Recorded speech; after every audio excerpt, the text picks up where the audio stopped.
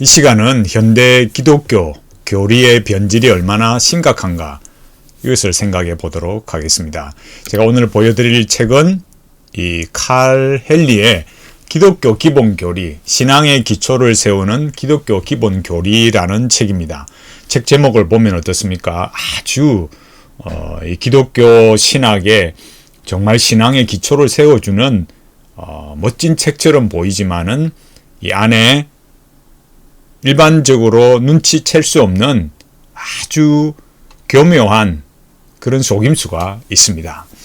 제가 이 책을 다 굳이 말할 수는 없지만 이 책에 보면 정말 아주 교묘한 그런 내용들을 가지고 있어요. 제가 여기 책을 보면 여기 9페이지에 이렇게 말해놨습니다. 여기 서문에 먼저 케빈 벤 후저의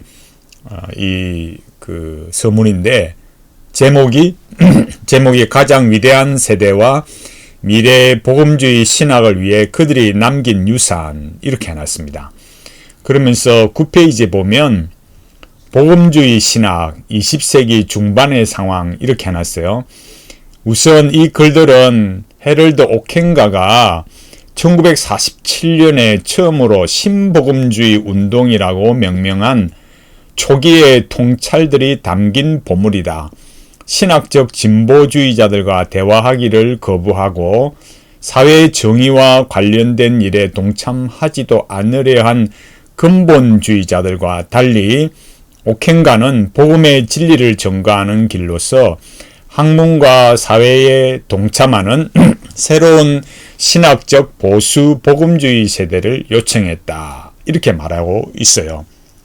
분명히 시작은 헤럴드 오켄가의 이 신복음주의 운동을 말하고 있지 않습니까? 그러면서도 그 다음에 바로 그 다음 문단에서부터 복음주의다. 이렇게 말하고 있습니다. 그러니까 이 책이 마치 복음주의의 교리, 또 정통 교리인 것처럼 마치 그렇게 인식이 되도록 이 책을 그렇게 말하고 있는 거죠. 근데 여기 이 30페이지에 와보면 제가 여기 앞에 벤 후저, 그 다음에 여기 2장에 하나님의 구원 행위들이라는 제목으로 말하는 조지 레더 이런 사람을 말하겠지만 한 사람씩 제가 말씀을 드리겠지만 여기에 딱 보면 이 사람들의 속임수라는 게 무엇인가를 알 수 있어요. 그냥 여기에 기록된 이 책에 서술된 내용만 보면 아주 정통 기독교처럼 보인다니까요. 정통 기독교 교리인 것처럼 보입니다. 제가 한번 읽어볼까요? 기독교라는 종교의 사건이 지닌 독특함은 역사적인 사건들을 통해 계시가 전달되었다고 말하는 데 있다. 히브리 기독교 신앙은 주변의 다른 종교들과 구별되었다. 다른 종교들이 신화나 자연의 주기에 근거한 반면 히브리 기독교는 역사적 신앙에 근거를 두었다. 그 다음 말이 중요합니다. 이렇게 말하면 정말 아주 정통 신학적 입장같이 들리지 않습니까? 그 다음 바로 이렇게 말합니다. 이스라엘의 하나님은 역사의 하나님 또는 독일 신학자들이 생동감 있게 표현하는 대로 초역사의 하나님이었다. 이렇게 말해요. 여기 보면은 독일어로 이 초역사의 하나님이 뭔지를 게시테 고트라고 해서 이 게시테 고트라고 말을 이렇게 해놨는데 이 말이 무슨 말이냐면 그러니까 여기 앞에 이 첫 문단에서 말하고 있는 기독교 그리고 이스라엘 하나님은 역사의 하나님이다라고 말을 하고 있는 것 같은데 실제로 여기 초역사의 하나님이라고 말함으로 해서 이 독일 신학자들이 생동감 있게 표현했다. 그게 이 바로 초역사의 하나님이다. 이렇게 말하면서 이 독일어를 말해 놓은 거예요. 이게 무슨 말이냐면 이 초역사의 하나님이라는 것은 이 독일 신학자들이 말한다는 거 제가 늘 강조했듯이 전적인 타자를 말하는 거예요. 그리고 초역사라는 것은 뭐냐면은 이 게시테라는 것은 뭐냐면은 우리식으로 쉽게 말하자면 호랑이 담배 푸던 시절 이야기다 이거예요. 그게 어떤 의미냐면은 창세기 1장부터 3장까지를 실제 역사로 여기지 않는 거예요. 나중에 제가 또 다음 기회에 그 칼바르트 신학을 비판하면서 이 계시히트에 대해서 좀 더 이야기를 하겠지만은 좀 더 그냥 우리가 일반적으로 쉽게 이야기하자면 그냥 호랑이 담배 푸던 시절 그런 이야기나 그렇게 생각하는 관점과 다를 것이 없어요. 그러니까 전적인 타자라 이렇게 말하면 뭐가 문제라 했습니까? 우리가 왜 이런 참 목회자들이나 신학자들이 생각해야 될 것을 이 시대에 우리가 이렇게 심각하게 고민을 해야만 되겠습니까? 그 신정통주의자들이나 또 폴틸리 같은 이 실존주의 신학자들이 말하는 그 신이라는 것이 전적인 타자, 궁극적 관심, 그런 실제 이런 걸 말하면서 자유를 말한다 했잖아요. 그러니까 하나님은 자유 속에서 고찰될 수 있는 또 자유하는 하나님 이런 걸로 말하거든요. 그러니까 하나님은 저 미지에 있는 어떤 그런 알 수 없는 우리와는 이런 어떤 존재적으로 근본적으로 차이 있는 그런 존재이기 때문에 우리로서는 다 파악할 수 없다. 그걸 파악을 한다 그러면 그게 우상이 돼버린다. 이렇게 말하면서 어느 종교에 나타나든지 간에 다 똑같은 거다 이거예요. 그게 뭐 선불교가 되든 기독교가 되든 뭐 세상의 어느 타 종교든지 다 그냥 그 궁극적 실제 관심 전적인 타자가 나타나는 여러 변용에 불과한 거죠. 이렇게도 나타나고 저렇게도 나타나는 거예요. 궁극적 실제 그 하나의 어떤 진짜 그 오리지널 그 신이라는 거, 오리지널 그 가시라는 거는 하나의 딱 똑같은 거고 그게 여러 세대 여러 민족에게 다른 종교, 다른 스타일로, 다른 방식으로 나타났다는 그런 것밖에 안 되는 거예요. 그러니까 여기 이렇게 이 책 제목대로 말입니다.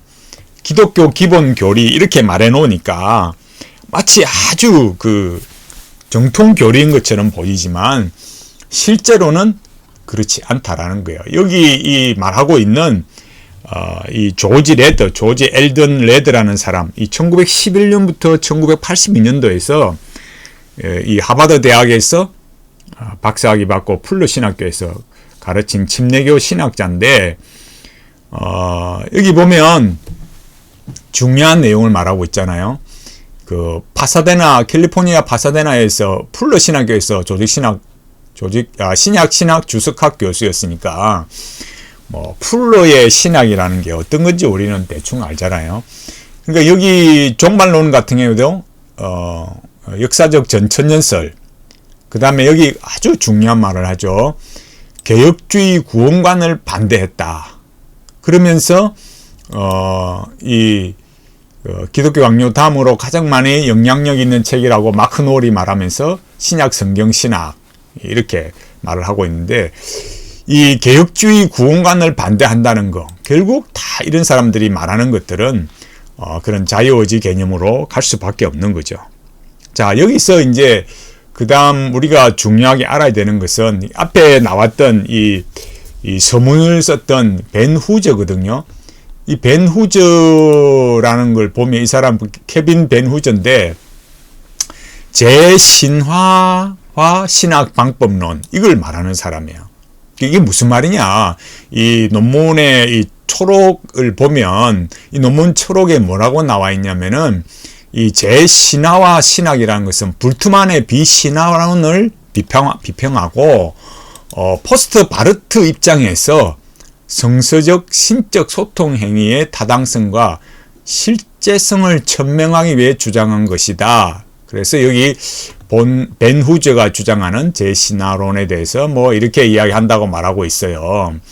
근데 도대체 이게 무슨 말이냐라고 하면은 여기 이정석 교수를 추모하며라는 이 글에 보면 어떤 내용이 있는가를 우리가 좀 생각해 볼 수 있는데 여기에 보면은 이 글에 보면 이렇게 나오지 않습니까? 요 밑에 내려와 볼 거예요. 이정석 교수의 홈페이지 글을 인용하면서 이정석 교수님은 한국에서 보수주의 신학의 아성처럼 여겨지고 있는 미국 칼빈 신학교와 화란의 자유대학교에서 칼 바르트가 어떻게 받아들여지고 있는가를 보여준다. 이렇게 말했어요. 그러니까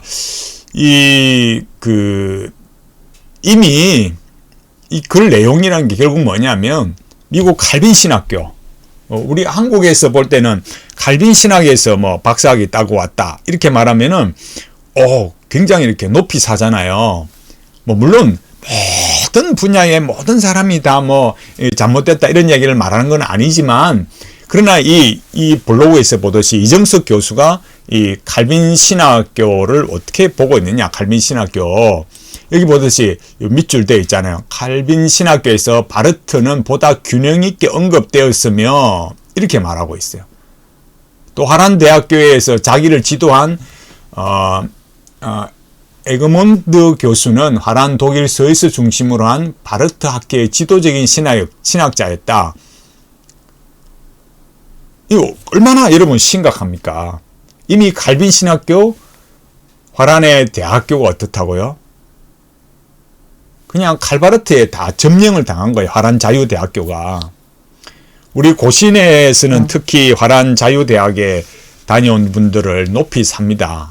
그런데 놀랍게도 화란 자유대학교, 자유주의가 아니라 화란 자유대학교가 어떻다고요? 이미 칼바르트 신학에 이렇게 지배를 받고 있다라는 거예요. 이런 거를 정말 말해주지 않았어요. 그래 뭐 우리는 화란 자유대학에서 공부하고 오면은 뭐 대단한 것처럼 말하지만 실제로 이정숙 교수의 이 글을 보면 그게 딱 나타나는 거죠.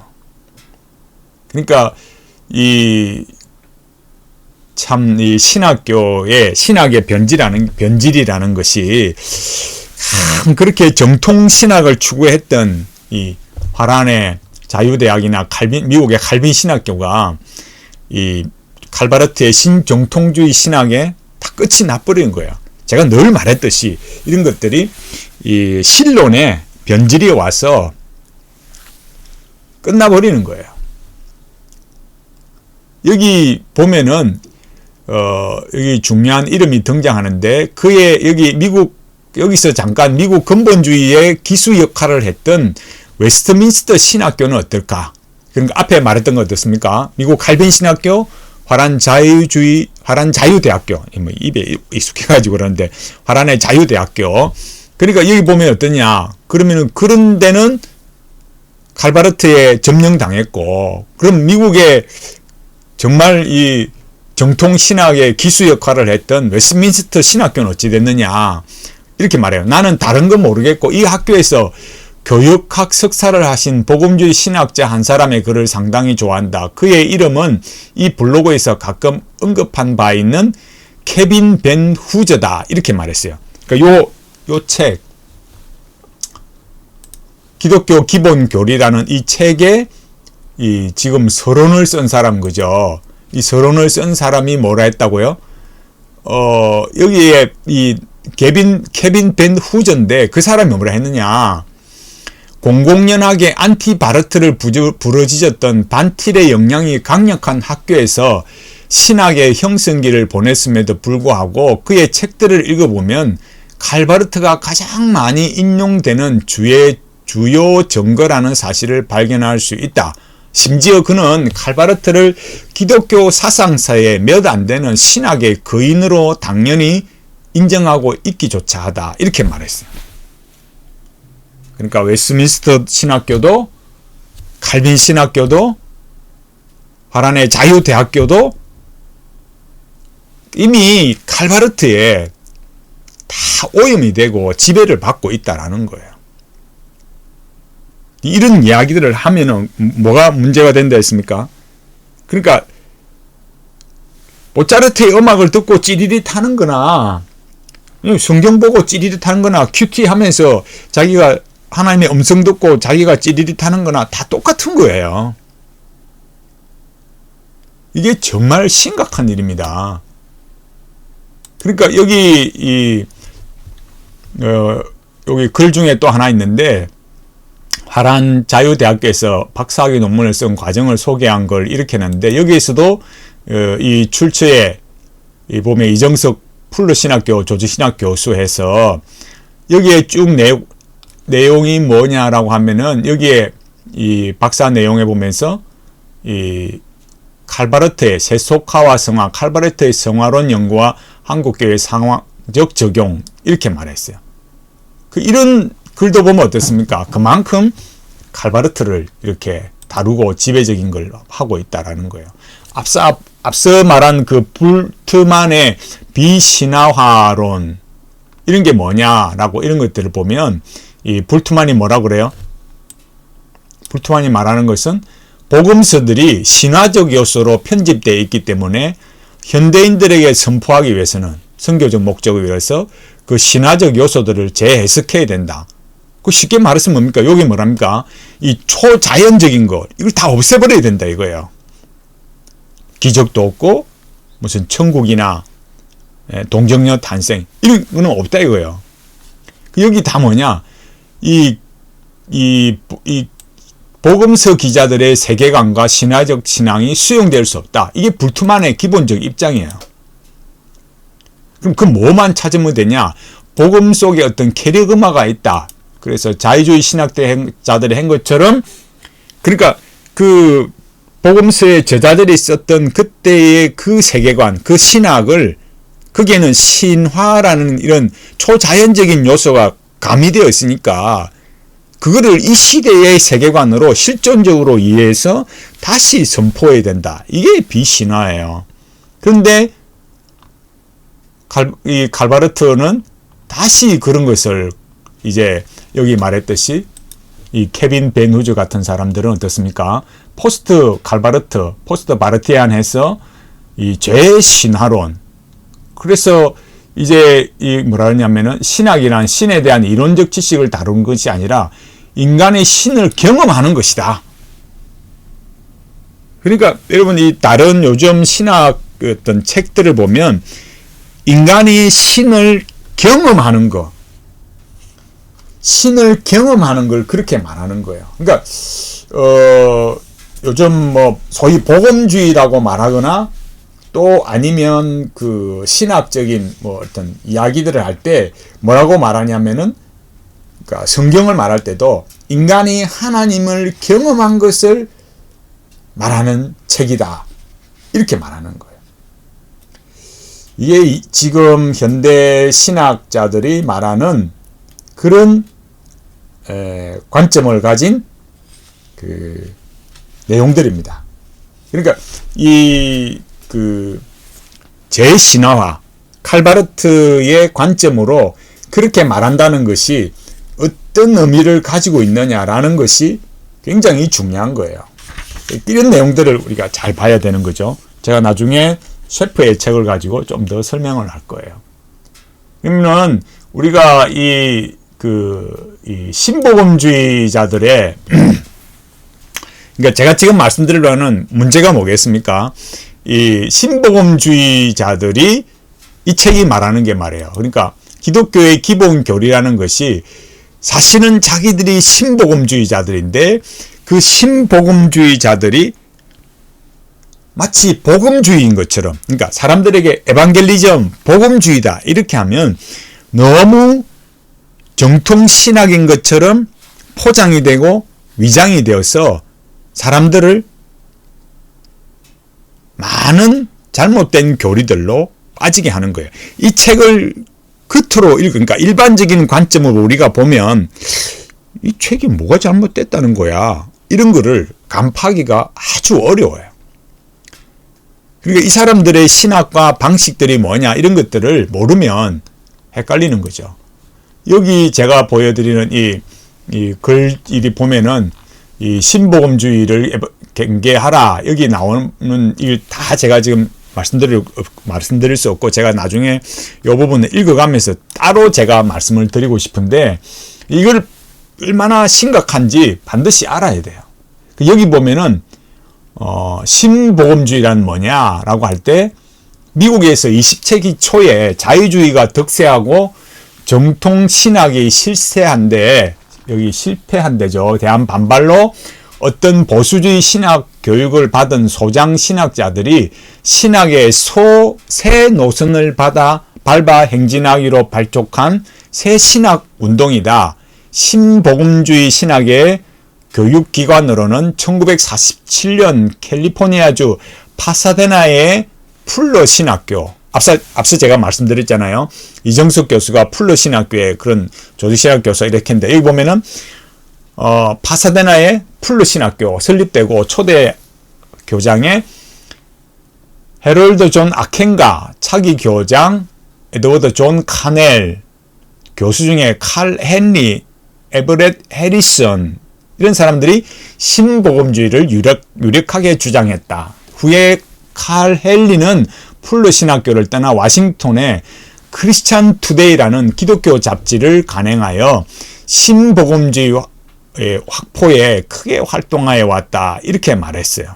그러니까 이런 이 신복음주의라는 이 근본적인 이 관점이 뭐겠습니까? 이 정통신학, 이 근본주의 신학, 저렇게 해가지고는 망한다 이거예요. 저 꼴통이다 이거예요. 그러니까 그러면서 저런 칼바르트나 또 뭐 자유주의 신앙이라 이런 거는 비판하는 듯 했지만 사실은 똑같은 거의 유사한 내용을 가지고, 이게 말하는 그 유사한 내용이라는 게 뭐냐면은 그런 이 현대의 이 실존적인 관점으로 신학을, 성경을 재해석하고 세상에 말해야 된다. 그래야 기독교가 알려지는 거지. 안 된다 이거예요.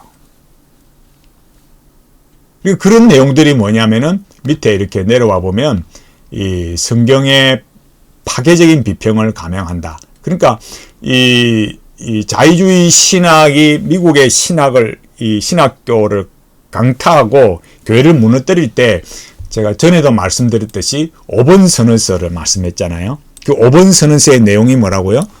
핵심이 5가지. 성경의 영광과 모호성, 그리스도의 동정녀 탄생, 그리스도의 대속, 그리스도의 부활, 그 다음에 이런 그리스도의 기적, 이런 게 없다 이거예요. 그러니까 여기 그런 관점들을 근본적으로 가지면서 항상 첫 번째 나타나는 게 성경의 모호성을 파괴해버리는 거예요. 그래서 성경의 모호성을 부정하고, 그 다음에 WCC 사회복음운동 이렇게 나가는 거예요. 사회복음운동 하면 그게 이렇게 굉장히 멋있어 보이는 것 같지만은 결국 다 그런 영향으로 이 민중신앙이나 해방신앙 이렇게 가게 되는 거죠. 그 다음에 이 WCC의 사회적 정치투쟁. 그러니까 여기 말했던 것처럼 사회복음이 어떻다고요? 이런 사회적 정치투쟁으로 가는 거예요. WCC, NCC 이렇게 따라가는 거고. 그 다음에 세속화운동, 과학의 빛으로 성경을 해석하죠. 그러니까 유신진화론, 진보적 창조론, 또 사람의 진화적 창조, 이런 것들을 말하고, 이적을 부인하고, 동정녀 탄생을 부인하고, 지옥과 천당에 대해서 희미하고, 자유주의과 대화하고 우호적이고, 이런 에큐메니칼, 이런 걸 하는 사람들이 바로 자유주의 신학자들이에요. 그런데 이 책에 보면 어떻다고요? 이 책을 딱 보면은 여기 마치 자기들이 정통신학을 수호하고 있는 것처럼 정말 성경과 교리를 바르게 가르치고 있는 것처럼 말한다 이거예요. 근데 여기 보면은 이제 우리가 책을 이렇게 글을 기고할 때 상당히 주의가 필요하다는 거, 이런 걸 알 수가 있어요. 근데 여기 보면은 이제 예를 들면 FF 브루스나 또 여기 다른 사람들 코넬리우스 반틸도 있고, 그러니까 정통신학자들이 있는 거예요. 그러나 여기 왜 제가 일부러 하나하나 다 찾을 수도 있지만은 몇 가지만 찾아봐도 이 버나드 램 같은 칼바르트의 제자, 또 이 금방 나왔던 여기 37장에 보면 에드워드 카넬, 이런 신복음주의자들, 이런 사람들이 나와서 이 책을 말하고 있어요. 근데 그런 것들의 근본적인 이 책에서 말하는 이 책을 간파하기 위한 근본적인 중요한 게 뭐라고 말하겠습니까? 그러니까 제가 말하는 내용이 뭐겠습니까? 여기서 하나님을 말할 때 그 하나님이라는 것은 대개 이 칼바르트의 신학에 오염된 현대 신학의 그 실존적 신학에 오염된 하나님이다 이거예요. 그 하나님은 어떤 하나님? 전적인 타자. 그 게시테라는 거, 호랑이 담배 붙던 시절에 하나님이 있었단다. 그 호랑이가 이런 방식이 돼버린다 이거예요. 여기 이 책에서 말하는 이 제목이나 목차의 내용이나 책의 내용을 보면 굉장히 이 신학의 내용이 타당해 보이는 것 같지만 실제로는 그렇지 않아요. 여기에 이제 섞여 있는 거죠. 여기 또 앤서니 후크마도 있고, 막 이 신복음주의자들과 이렇게 막 섞여 있는 거예요. 그러니까 목록만 봐서는 이 책이 괜찮아 보이고 좋아 보이는 거죠. 이런 분별들이 우리에게는 오늘날 아주 어렵습니다. 너무 많이 혼합되어 있는 거예요. 도대체 목사님 그러면 누구를 믿어야 됩니까? 누구 책을 읽어야 됩니까? 이런 참 어려운 일이 생기는 거죠. 그러니까 이런 책들처럼 이 기독교 기본교리 이런 책들처럼 이런 게 참 혼합된 이런 신학적 사상과 교리를 담은 책들이 나오니까 목회자들도 일반 성도들도 알기가 어려운 거예요. 제가 여기 전에 나온 책, 이 셰프의 이승에서의 도피, 제가 이 부분에 대해서 한번 읽어볼까요? 여기 98페이지에 이런 말이 있습니다. 급진주의 신학은 상층부에서는 철학적 타자, 그러니까 전적인 타자를 말하는 거예요. 즉 무한하고 비인격적 사물만 운이할 뿐이다. 이렇게 되고 보면 서양 사상이 동양 사상에 접근하고 있음을 알게 된다. 신신학자는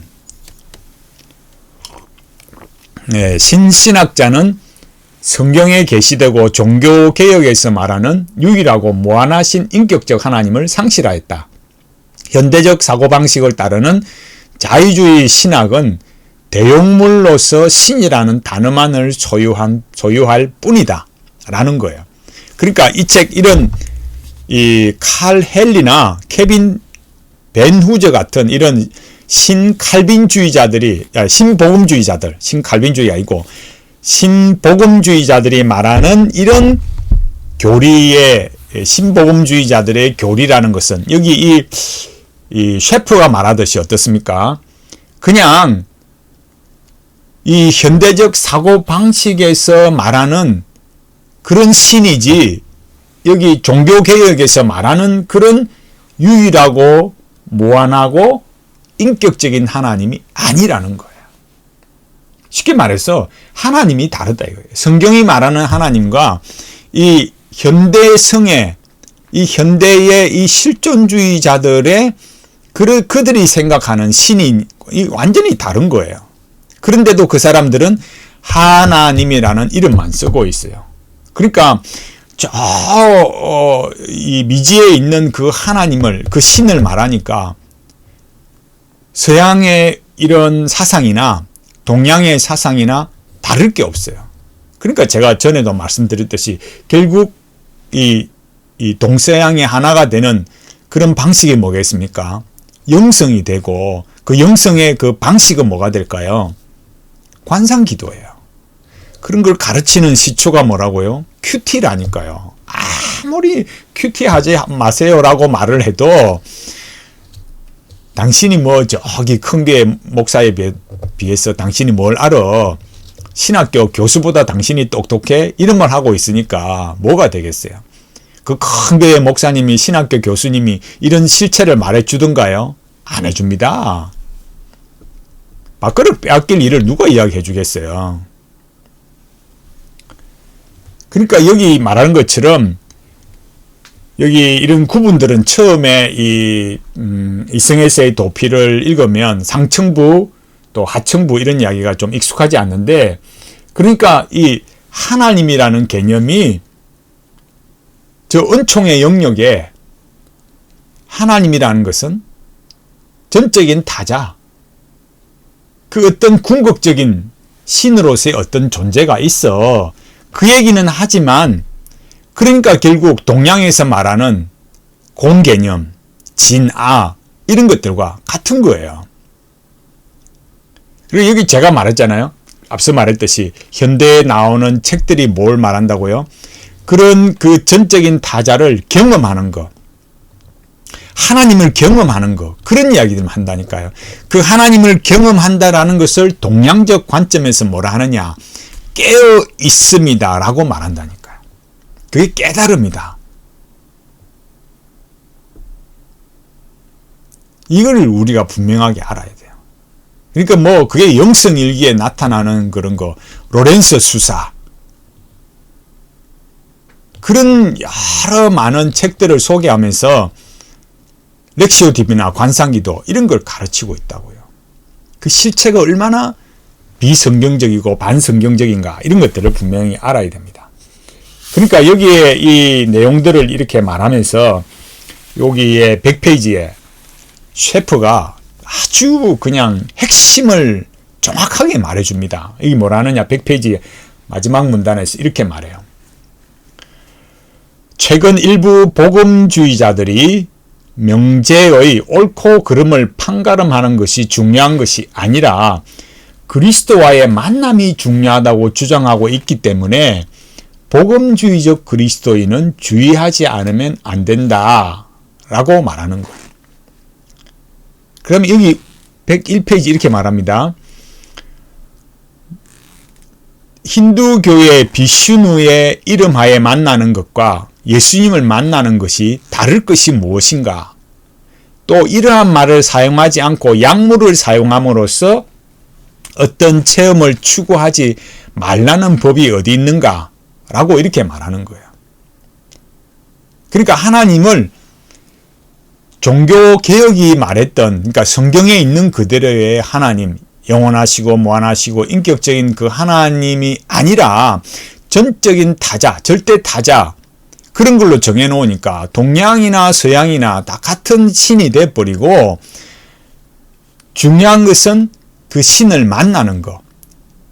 그러나 여기서 말하는 것, 제가 이 책에서도 이렇게 말하잖아요. 이 책에서도, 이 기독교 기본교리라는 이 책에서도 이렇게 말하듯이, 이런 책들이 말하는 그 내용에 신이라는 거, 그러니까 하나님, 그리스도, 성령, 이렇게 뭐 삼위일체 하나님에 대해서 어떤 언급을 하더라도 그 신이라는 것은 앞서 제가 여러 자료에서 보여드렸듯이 칼바르트 신학의 지배를 받고 있는 거, 화란의 자유대학이나 미국의 칼빈 신학교, 웨스트민스터 신학교가 이 칼바르트의 점령을 당했다고요. 그러니까 그게 무슨 말이냐면, 그들이 말하는 그 하나님, 신복음주의가 말하는 그 하나님이라는 것은 성경이 말하는 그 하나님이 아니다 이거예요.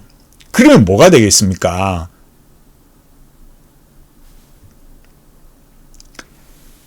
종교적인, 기독교적인 성경에 있는 용어만 가져왔지, 여기 셰프가 말한 것처럼 힌두교의 비슈누나 이 기독교의 예수님, 하나님, 성령님 이렇게 말하는 것과 아무런 차이가 없다 이거예요. 그러니까 각자의 문화에 있는 신의 이름을 부를 뿐이에요. 저 사람은 불교 문화권에 있으니까 부처를 말하는 거고, 당신은 기독교 문화 속에 있으니까 하나님이라 말하는 거고, 또 힌두교에 있는 사람은 비슈누라 말하고, 그 전적인 타자, 궁극적 관심 그렇게 말하니까 똑같다고요. 그런데도 지금 이 현대의 기독교 이 목사들, 교수들이 뭐라고 말하고 있습니까? 영성을 말하고, 이 현대 영성의 수많은 사람들, 유진 피터슨이나 리차드 포스터, 뭐 관상기도, 뭐 수많은 이 영성가들을 말하잖아요. 그런 것에 오염이 되어서 주일날 목사님들이 그런 걸 설교하니까 기독교는 끝장이 난 거예요. 그러니까 여러분이 설교를 들을 때 유진 피터슨이나 뭐 여러 관련된 사람들의 그런 영성가들의 그들의 어떤 말들을 들을 때, 또 그들이 말하는 하나님이라는 말을 들을 때 그 하나님이라는 말이 성경과 무관한, 여기 말했듯이 뭡니까? 그저 그리스도와의 만남, 그 궁극적 실제, 궁극적 관심, 전적인 타자, 그거를 만나는 거. 그러니까 결국 뭡니까? 한 사람은 양복 입은 무당이고, 한 사람은 무당 옷 입은 그냥 무당이고, 저 사람은 저런 방식으로 하는 무당일 뿐이다, 이거예요. 여기 이 말이 그 말이에요. 그게 가장 처음에 부딪힘이 없이 이 교회 안에 자리 잡은 것이 뭐냐? 큐티예요. 그래서 처음에는 큐티 한다고 하면서 성경의 뜻이 무엇인가 그렇게 하지만 좀 지나면 어떻습니까? 그 성경을 읽고 네 마음에 와닿는 단어가 뭐냐? 왜 그 말이 네 마음에 오느냐, 와닿았느냐? 그렇게 말하면서 하나님의 음성을 들어야 된다 그러고, 또 하나님을 체험해야 된다. 여기 만난 것처럼 그리스도를 만나야 된다. 그러다 보니까 어느 날 갑자기 점점 더 관상기도에 자기가 가까워지고 있는 줄도 모르고 가는 거예요. 왜? 자기가 늘 가까이 하고 듣는 사람들이 유진 피터슨이고 여러 영성가들의 이름을 듣다 보니까 그런 것을 가르치는 교수, 그런 것을 말하는 사람들의 부담감이 없어지는 거예요. 결국 같이 그런 길로 가버리는 거죠. 그래서 누가 어떤 이야기들을 하면 왜 내가 좋아하는 사람 뭐라 그래요? 이렇게 어처구니 없는 답변을 듣게 되는 거죠. 책 제목 보면 얼마나 멋있습니까? 그죠? 기독교 기본교리 이렇게 말하면 참 멋있어 보이지만 이런 책들이 이 교회 안에 들어와서 목회자들과 성도들을 점령하고 있습니다. 칼 바르트를 가르치는 거라니까 결국 핵심의 내용을 가보면요. 아무리 멋진 말을 많이 하는 것 같아도 실제로는 칼 바르트, 폴틸리 이렇게 가는 거예요. 그리고 그들이 말하는 그 영성의 핵심은, 그 방식은 관상기도로 가는 겁니다. 정말 안타깝습니다. 지금 한국의 신학은 급속도로 추락하고 있습니다. 망해도 너무 빨리 망하고 있어요. 야, 우리 다음 세대는 정말 어떻게 되나 걱정될 만큼 너무너무 심각하게 추락하고 있습니다. 오늘의 이런 현상을 보면서 교회가 정말 어떻게 여러분 생각해야 되겠습니까? 그런데도 이런 걸 생각하지 않습니다. 그러다가 어느 날 갑자기 완전히 교회는 끝나는 겁니다. 우리가 하나님 앞에서 예수 믿게 된 거, 참 이 하나님 앞에서 이 귀한 은혜에 감사하면서 이런 이 책들 이런 것처럼 이 신학의 오염과 변질로 가는 이런 현실을 보면서 정말 무섭다라는 생각을 하고, 하나님께서 말씀을 바르게 전가하는 좋은 믿음의 학자들, 교수님들, 또 목사님들, 성도들을 하나님께서 이렇게 정말 세워주시도록 이렇게 기도해야 됩니다. 또 지금도 우리가 이런 분별력을 가지고 갈 수 있도록 정말 하나님 앞에 은혜를 구하고, 우리가 지금부터라도 정말 믿음으로 갈 수 있도록 하나님 앞에 정말 깨어있는, 또 은혜를 구하는 분별력 있게 살아가는 우리 모두가 되기를 간절히 바라겠습니다.